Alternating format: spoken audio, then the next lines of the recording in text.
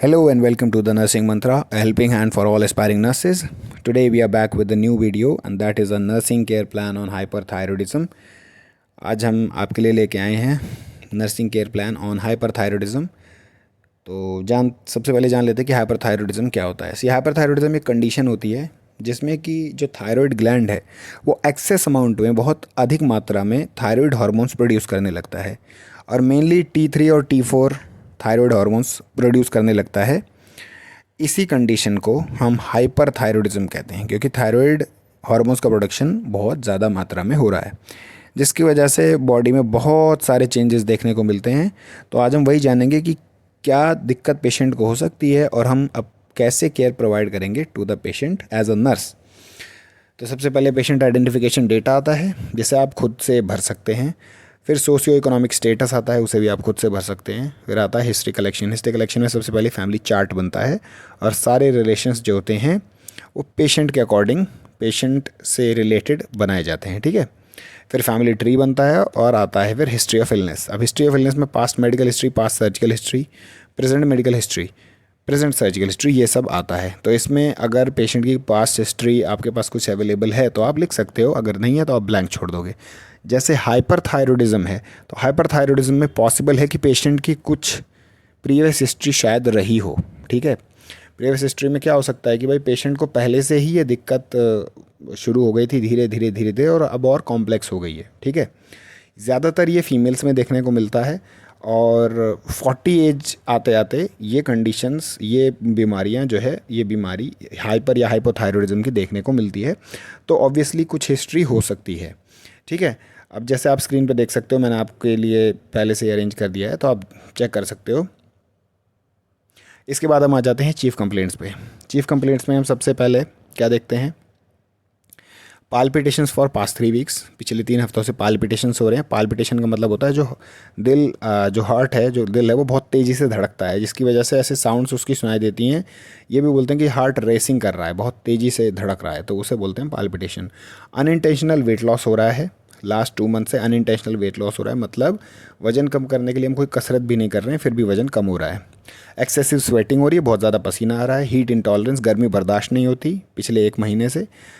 Anxiety और restlessness बढ़ गई है 3-4 हफ्तों से। घबराहट और झुंझलाहट और ये जो है चिंता, ये सब बढ़ गई है। ट्रेमर्स, हाथ का कांपना, फॉर लास्ट 3 वीक्स हाथ कांपने लगते हैं।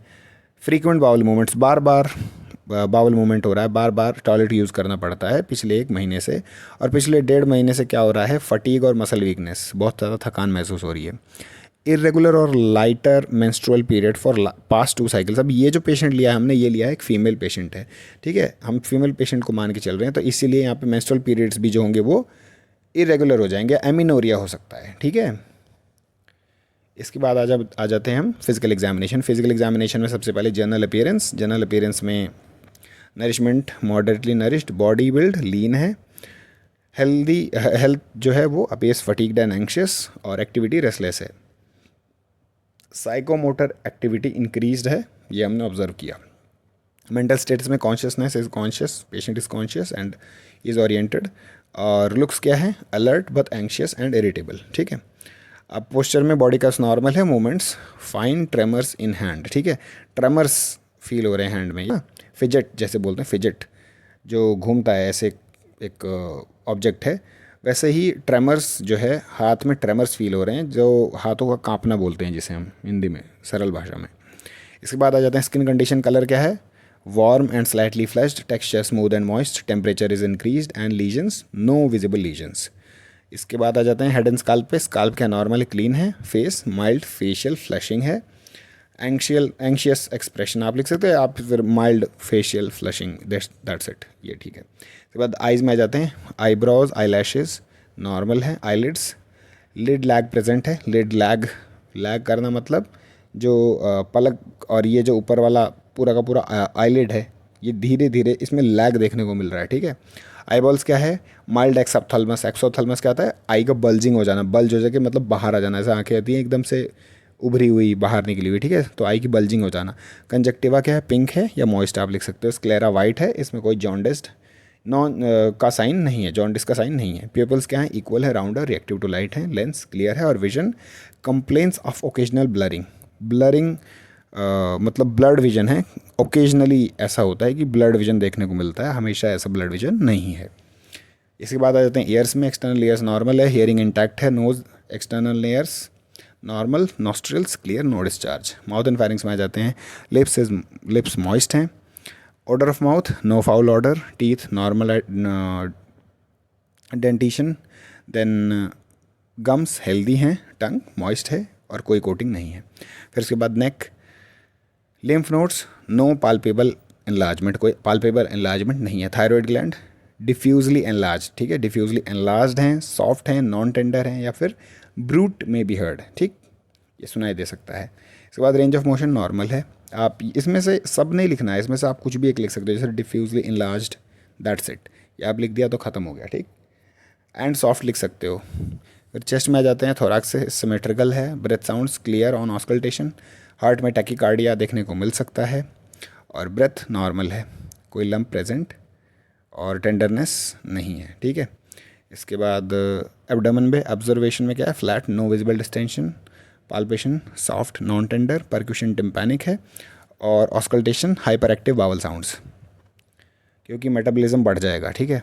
फिर एक्सट्रीमिटीज़ पे आ जाते हैं। नो क्लबिंग और साइनोसिस, कोई क्लबिंग या साइनोसिस देखने को नहीं मिला। फाइन ट्रेमर्स नोटेड इन फिंगर्स, उंगलियां जो हैं उसमें फाइन ट्रेमर्स देखने को हमने मिले हैं। फिर उसके बाद नो पीडल एडिमा, कोई भी पीडल एडिमा मतलब पैरों में कोई एडिमा नहीं है। इसके बाद पेरिफेरल पल्सेस वेल फेल्ड, जो पेरिफेरल पल्सेस है वो आराम से फील हो रही हैं। इसके बाद बैक में आ जाते हैं। कोई स्पाइनल डिफॉर्मिटी नहीं है।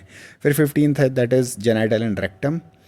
Inguinal lymph nodes not palpable, vaginal discharge none reported, hemorrhoids not present and prostate glands applicable नहीं है क्योंकि ये एक फीमेल पेशेंट है। इसके बाद इन्वेस्टिगेशन में वाइटल साइंस पे आ जाते हैं। इसमें टेम्परेचर बढ़ा हुआ है, देखो माइल्डली एलिवेटेड है, लो ग्रेड फीवर है। पल्स रेट में टैकीकार्डिया दिखा रहा है, रेस्पिरेटरी रेट में माइल्ड टैकीअपनिया दिखा रहा है, ब्लड प्रेशर में स्लाइटली एलिवेटेड एंड SpO2 क्या है, नॉर्मल है। लैब इन्वेस्टिगेशन पे आ जाते हैं। फिर लैब इन्वेस्टिगेशन में सबसे पहले हमने क्या करवाया, TSH थायराइड स्टिमुलेटिंग हार्मोन का टेस्ट करवाया जो कि लो है। इससे हाइपर थायरॉइडिज्म कन्फर्म हो जाएगा। ये ऐसा क्यों कन्फर्म हुआ कि देखो TSH का काम होता है थायराइड स्टिमुलेटिंग हार्मोन, मतलब थायराइड ग्लैंड को स्टिमुलेट करना, थायराइड ग्लैंड को जाके स्टिमुलेट करे ताकि वो और थायराइड हार्मोन्स को प्रोड्यूस करे।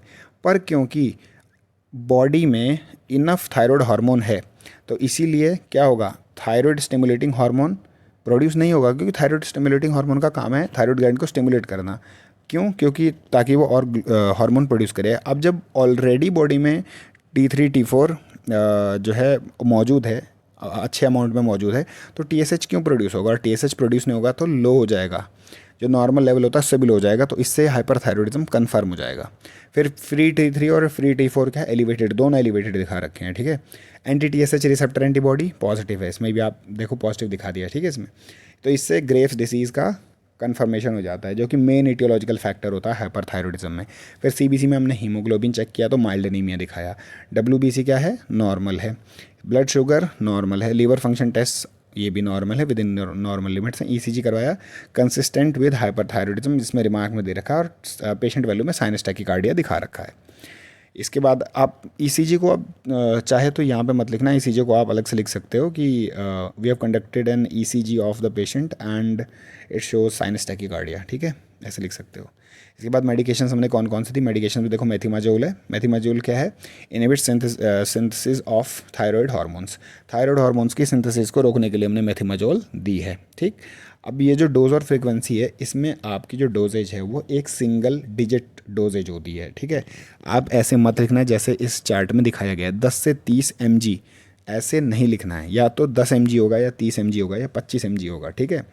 ये एक पर्टिकुलर वैल्यू होती है, वो एक वैल्यू, एक नंबर लिखना, ठीक है। प्रोपाइल थायरोसिल दे रहे हैं हम। प्रोपाइल थायरोसिल क्या करता है, इनहिबिट थायराइड हार्मोन सिंथेसिस, या तो मैथिमाजोल देंगे या फिर प्रोपाइल थायरोसिल देंगे, ठीक है। फिर उसके बाद प्रोपैनोलोल है, बीटा ब्लॉकर्स हैं। प्रोपैनोलोल क्या करता है, पाल्पिटेशन, ट्रेमर्स और एंजाइटी जैसे सिम्टम्स को कंट्रोल करने के लिए दे रहे हैं। रेडियो एक्टिव आयोडीन, ठीक है, रेडियो एक्टिव आयोडीन क्या करता है, ये जो ओवर एक्टिव थायराइड सेल्स हैं ना, थायराइड ग्लैंड के जो वो सेल्स हैं जो कि बहुत ज़्यादा ओवर एक्टिव हैं और जिसकी वजह से थायराइड हार्मोन ज़्यादा प्रोड्यूस हो रहा है, ये क्या करेगा, रेडियो एक्टिव आयोडीन उन्हें किल करेगा, ठीक, रिड्यूस करेगा, और मतलब अल्टीमेटली जो थायराइड हार्मोन्स का प्रोडक्शन है उससे रिड्यूस करेगा। फिर लिवोथायरोक्सिन दे रहे हैं, देखो लिवोथायरोक्सिन क्या है, सिंथेटिक T4 दे रहे हैं।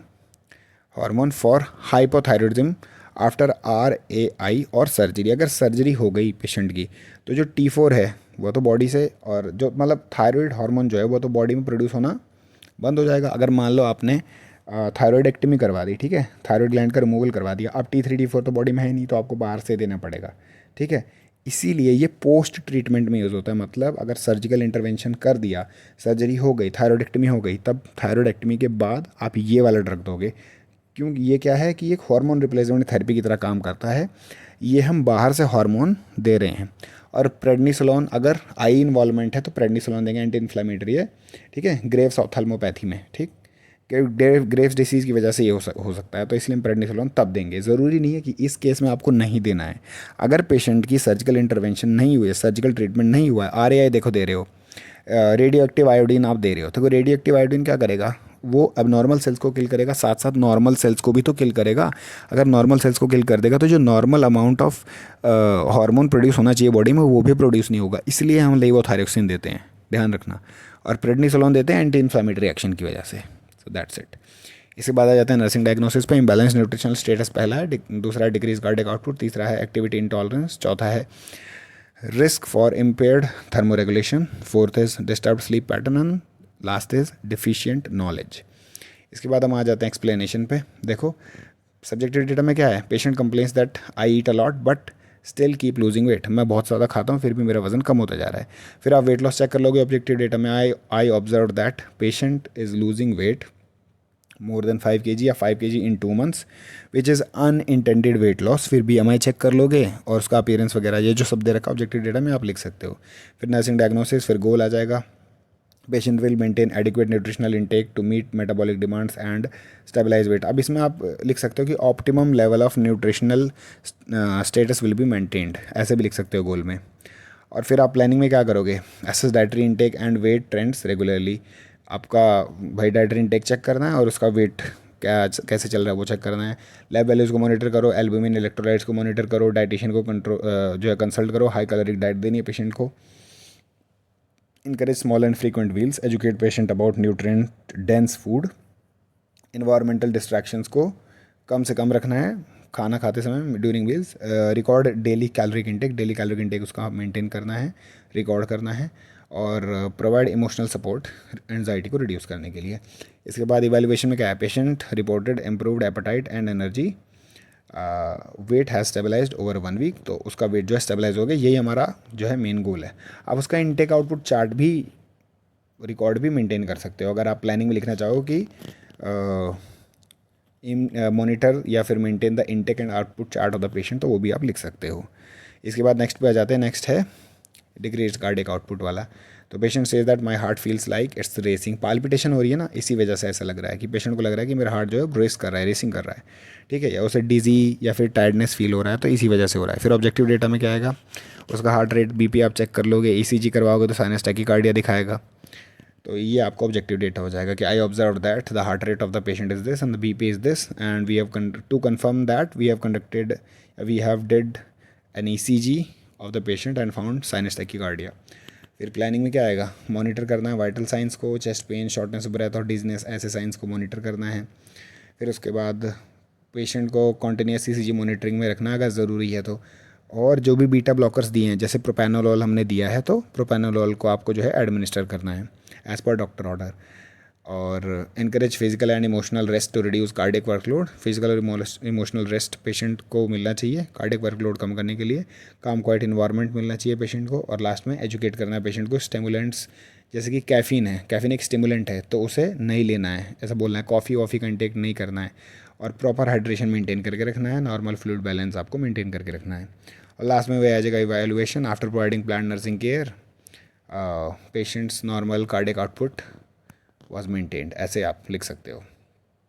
नेक्स्ट है activity intolerance. Activity intolerance related to fatigue and muscle weakness as evidenced by patient report of tiredness with minimal exertion, ठीक है। एक्टिविटी इंटॉलरेंस हो रहा है तो आप लिख सकते हो patient says that I get tired just by walking to the bathroom, बहुत ज़्यादा थकान हो जा रही है उसे, या फिर इवन स्मॉल टास्क एग्जॉस्ट मी, ये सब लिख सकते हो आप। फिर ऑब्जेक्टिव डेटा में कहोगे I observe that patient appears fatigued and his muscle tone is also decreased and he shows shortness of breath on minimal exertion. फिर इसके बाद प्लानिंग में आ जाओगे, assess patient's tolerance to physical activity daily, monitor vital signs during before and after activity, ये आप check करोगे।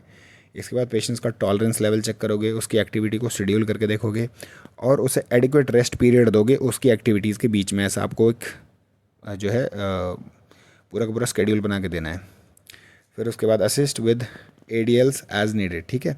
और provide emotional support and encouragement, emotional support और इनकरेजमेंट प्रोवाइड कराना। Collaborate with physiotherapist for a graded exercise plan, ठीक है। Physiotherapist से मिलकर आपको एक ग्रेडेड एक्सरसाइज प्लान बनाना है और पेशेंट को एजुकेट करना है ऑन एनर्जी कंजर्वेशन टेक्निक्स पे, ठीक है।